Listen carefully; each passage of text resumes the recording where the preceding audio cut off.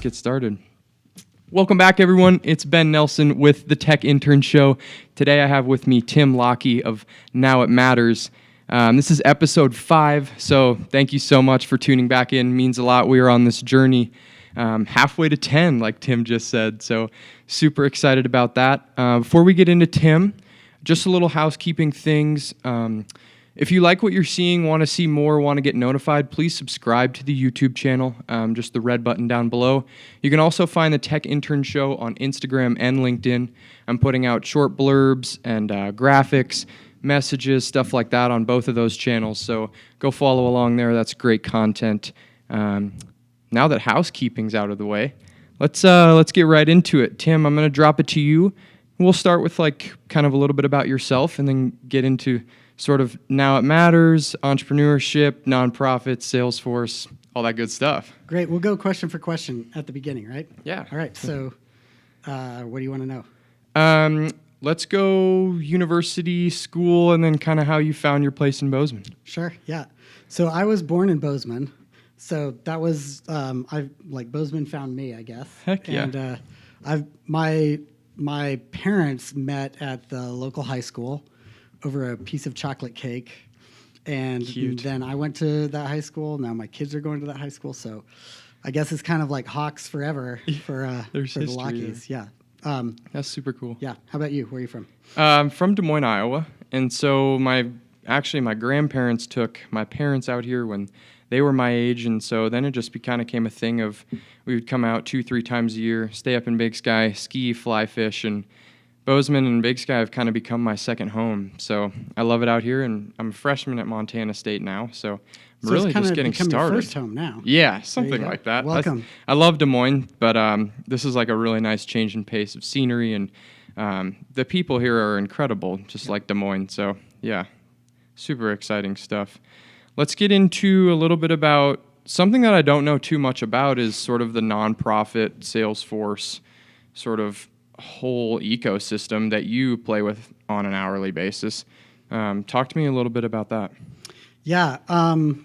So I'm a serial do-gooder. So starting from the high school on, I've been involved in nonprofits all of my adult life, and that was faith-based. So doing youth ministry, working with churches, so it was great. I moved to San Francisco and was working for a nonprofit there, faith-based nonprofit. I had studied economics at San Francisco State. Wow. And the more I got into the type of work I was doing, I hoped to be a speaker, writer, influencer. But when I looked at the data, I was in the back room helping people figure out what they were doing on their computers, and was figuring out how to use information to advance our cause as an organization. Wow. And I was looking for the right system to do that with. And in 2007, 2008, there weren't a lot of systems that were cross-platform and would work from a slum in Cambodia and in Romania, et cetera. So I looked at 30 different systems. Finally looked at Salesforce and did not know what I was looking at, so ran away, tried some other stuff, and just kept coming back to this crazy thing called Salesforce, which, I mean, part of why it's so bad is the 2 worst words you could ever use for most nonprofits are sales and force. Yeah, so you're right. They're kind of like, as bad a branding as you could possibly do with the name Salesforce. And That's funny. So it did take me a while to get, honestly, just to get over that and understand, so most people enter the Salesforce world through leads, opportunities, sales. Right. It was I was in for 3 or 4 years before I finally saw why they had built it the way they did, which was interesting. So that's the background of how I found it. Nice.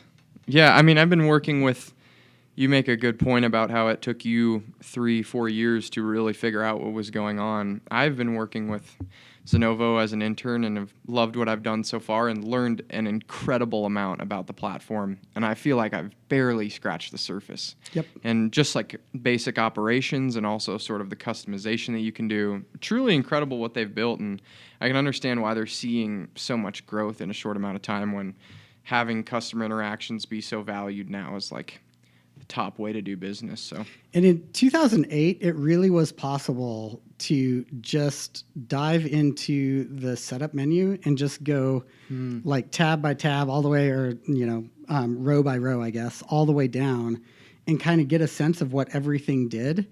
And so I did that. 2009, I just had like a 10-month headache because I was just obsessive and was like learning it. I built an applicant tracking system without knowing anything about it, and used form assembly for that, which is a great product. And so and then rolled it out to 450 users globally, and did not know really what I was doing in all of that, but just kind of figured it out. And I would say now this was before there was the Trailhead community, before there was Trailhead. Yeah, right. And so, I feel like there was less to learn, but there's now more resources to kind of focus on what you're going to learn. And that, I think, is what's different, is like, don't even worry about learning at all. Like figure out what, go deep on a couple of things, and then the rest will kind of come if it needs to.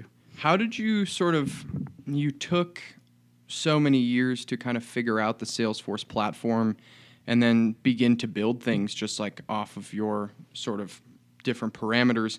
How did you translate that into Now It Matters and kind of where you stand today? Yeah, so one would hope that I had done the path that you're talking about, but instead, I think they invited me to lead a session at Dreamforce in 2011, 2010, because out of the entire Salesforce ecosystem, I had put more apps into production than anybody else. And that is not, I was honored at the time, and looking back now, I'm just like, I didn't even know there was such a thing as a sandbox. So I just threw all of this stuff in. Right into production? I just absolutely just threw it in. I was like, oh, that's interesting. I remember one night I was like, man, it'd be interesting if you could see some of these cool templates that they've got out there. Yeah. And, it'd be interesting to see a Salesforce record, with this. And so I just was like, well, I guess that's Visualforce. And so I just looked at Jeff Douglas's stuff and figured out how to style sheet Visualforce in one night, and pushed it out to a site. And, so it was really fast. If there are no guardrails on the cliffs, you can just drive up and down the cliffs, and as long as you don't kill yourself, it's fine. So I would say do not do that. I would not recommend that as a learning path. But I would say, and I feel like that's part of what happens from Bozeman, Montana. What I've noticed is we're just how hard can it be? Is kind of the motto, and there are parts of that are great. So how hard can it be? Let's try this. Is awesome. I would say I'm learning actually it can be really hard, and maybe don't just throw everything in production and see what happens. Yeah. So. Yeah. Nice. Definitely. I'm assuming that you don't No. Right. Yeah. Yeah. Right. Good job. Yeah. As the intern, I dabble heavily with sandboxes. Yeah. And it's only allowed sometimes to make changes in production with an internal org. Yeah. But even that's very, very few and far between. I've learned to love the sandbox. Oh yeah, absolutely. Environment control is really, really important. And the governance. Mm-hmm. Sure. So tell me a little bit about Now It Matters. Kind of, as I was doing research, you have a very, very remotely based team all across the United States. Tell me a little bit about what's it like working with nonprofits, kind of what drove you. You said faith-based sort of nonprofits. That was kind of the way that you wanted to go. How does it work now with you with Salesforce and nonprofit work? Something that, again, I don't know too much about, but very intriguing stuff, and you do incredibly impactful work. So, yeah, go for it. Yeah, absolutely. So I started Now It Matters because I traveled. I think the year before I started Now It Matters, I had traveled 180 days. Wow.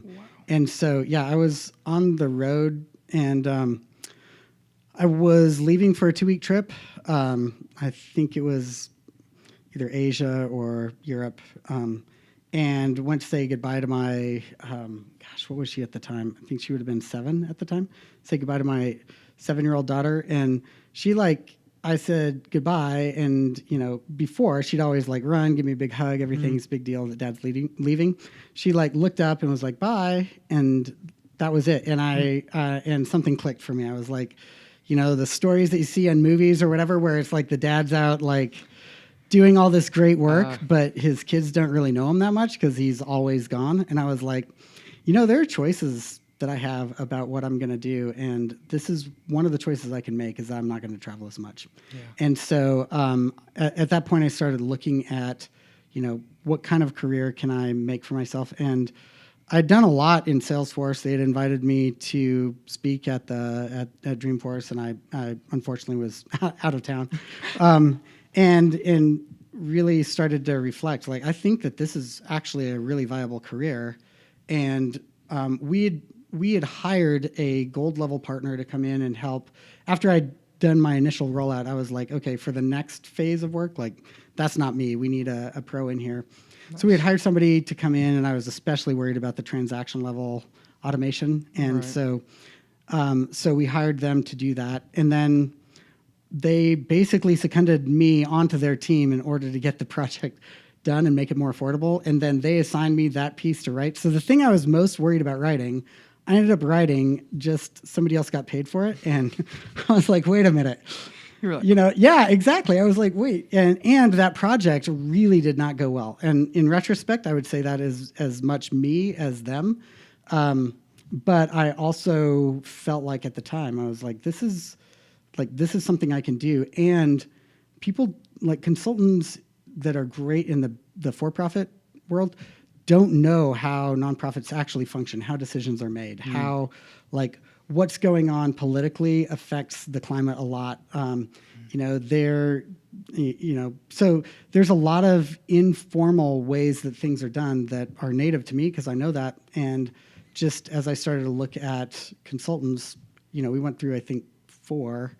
I was like, the problem here is that they don't know how nonprofits work. And so I was like, I think that that's something I could help with. So I started Now It Matters in order to stay home. And all the reasons that career made sense to me felt like it would make sense to other people. So I was watching my wife, who's incredibly gifted, but wanted to be a stay-at-home mom and was at the time. But I realized for single moms who lead lives of chaos because their kids get sick and have soccer games and all of that. If they had a place where they could work, and they had the flexibility to not check in before they go to a dentist appointment or a soccer game or whatever, that would actually be great for them. That'd be a great option. And so Now It Matters was, very early in its age, and I was figuring things out. And one of the big questions was, do I go overseas or do I, keep it at home? And one of the realities is that prices of, salaries on the coasts are a lot higher than they are in the flyover states. And so I just started looking for talent that was not on the coast. And then I also just started putting together, from my economics background, what do people really want in a work environment? And started to try and align around the things that I know I wanted. And so that's how I'd find my staff. They would know nothing about Salesforce, but they were all, really advanced in their understanding of nonprofits. They'd worked in nonprofits. They knew that world. So I would just bring them in and teach them. That's actually generous. I did not teach them. I was like, here's the client. Here's Trailhead. Right, yeah. No, there is no Trailhead. Oh, my God. I was like, here's the client. I'm going to be on the phone call this week with them and you. And next week, you're leading the call. And I'll be on the phone. And basically found people that could keep up like that and Wow. built a team out of.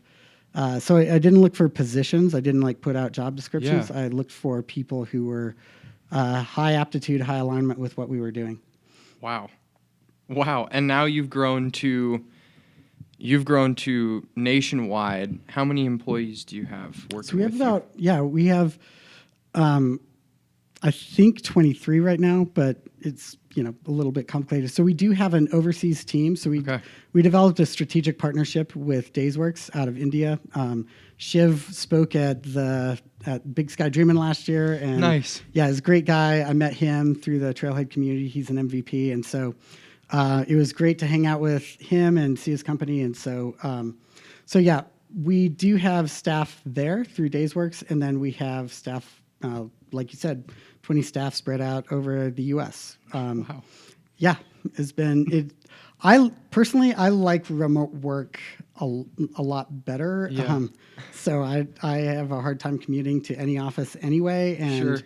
I think just looking at the future of work in the world, if you can unwind some of the expectations that we've had around work and reevaluate them, you can come up with a really different work environment. So we're experimenting along those lines, and lots to learn, but we've also learned a lot, and I think that's been fun. That's super cool. Learn by doing. That's what I'm doing right now, but that's an incredible way to build a team. And you took sort of your vision there with staying at home and turn it into something truly incredible. So congrats on that. And like Thanks. you said, continue to learn. Yeah. That's super, super cool. So thank you for sharing a little bit about that. Yeah. Cool. Last little segment I like to get into is a segment I call the final round. Something I've been doing with guests. Before you jump on, I'm so sorry to interrupt. You No. had asked about impact, and I did at least want to just say one thing about that. Yeah, go for it. Yeah. So I would say one of the distinguishing characteristics of my staff and of Now It Matters is that while we do love what we're doing in terms of career and what Salesforce offers us in that world, I would say that for us, our bottom line is figuring out how to create more good in the world. So I think of good as an actual metric. And so if you think about, I sometimes think about a train that is just leaving to go to, from Austin to Philadelphia or whatever. Sure. And it's 100 tons that train weighs. All it takes to direct that train to New York instead is 5 pounds of pressure on a lever on a track, and then it's going someplace else, right? And I think about what we do with our clients along those lines. So if we come in and we help them make decisions better, if we can provide information that allows them to connect the dots on how the dollars translate to impact, and they can raise more and increase their impact, those types of decisions are really small decisions, or really just a small amount of effort that can redirect the long term of where they're going for a long time. So we do find our work really makes a difference in the world, and that's really, really important to us, and that's why we work with nonprofits specifically. Wow. Yeah. Thank you for interrupting me. Yeah. That was fantastic. Yeah. Wow. I'm blown away. That's awesome. Thank you so much. All right. Now to the final round. A little segment I'm doing just to kind of round out the episode. Some creative questions, some different sort of things. First question, what's the book you recommend most to people? You have like a favorite read? Yeah, I feel like that's changing all the time. So recently that has been a lot of business books. So Sure. I'm going to just say I don't know the answer to everybody. No. No, I do actually. Ender's Game is like a favorite of mine. Yeah. I struggle with the misogyny in it and homophobia in it, honestly. But the story itself is really, really great, and I love that story. For business people that I've been working with, David C. Baker's book around the business of expertise is absolutely phenomenal. It's been really great. Wow. I'm going to look into that one.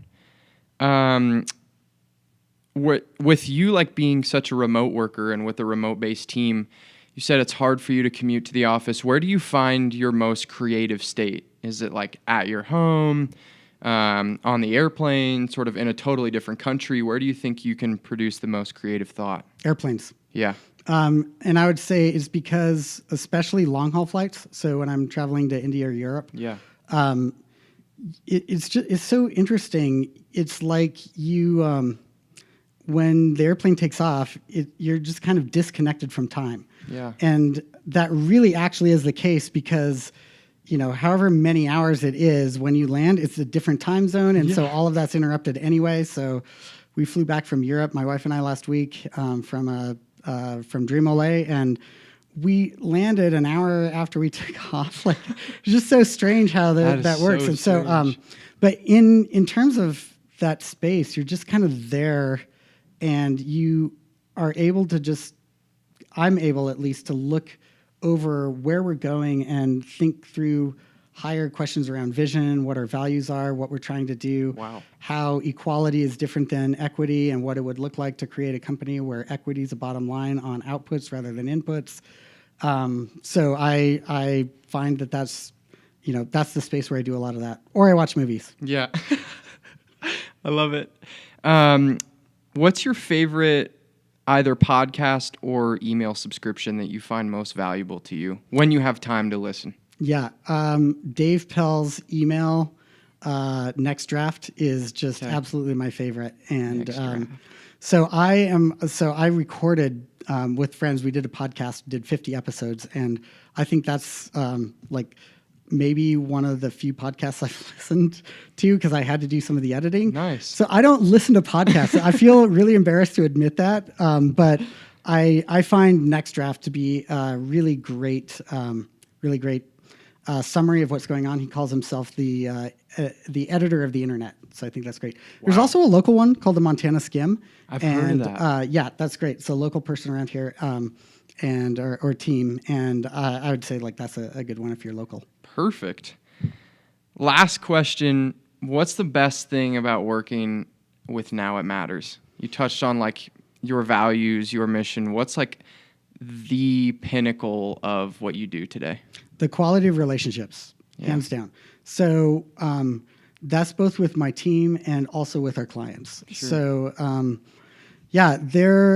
I think it's easy to, this is ironic. It's a relationship management system. Yeah. And, in business and in life, the most valuable resource that we have anywhere is relationships. The value of trust, even at an economic level, just that trust includes so much in terms of efficiency and creating goodwill among people. So the staff that we have, I just have an amazing group of some of the brightest people I've ever worked with. They're brilliant. They surprise me all the time. They keep me on my toes, and they tell me when I'm like messing up and what we need to do next. I really appreciate that. Not every boss has staff that are willing to do that. And then our clients are just incredible. So we've developed really long-term great relationships with our clients. That's wonderful. Great to hear. Well, thanks again for coming on to the show. Thanks for having me. Super insightful stuff. That's definitely the impactful work that you do with Now It Matters, but sort of your thoughts and thinking behind building a team and sort of the nonprofit ecosystem within Salesforce and how you got your start, just learning by doing and tossing it all in production. I love it. So unique story. So thanks again for coming on to the show. Thanks so much. Really appreciate it. Really nice to meet you.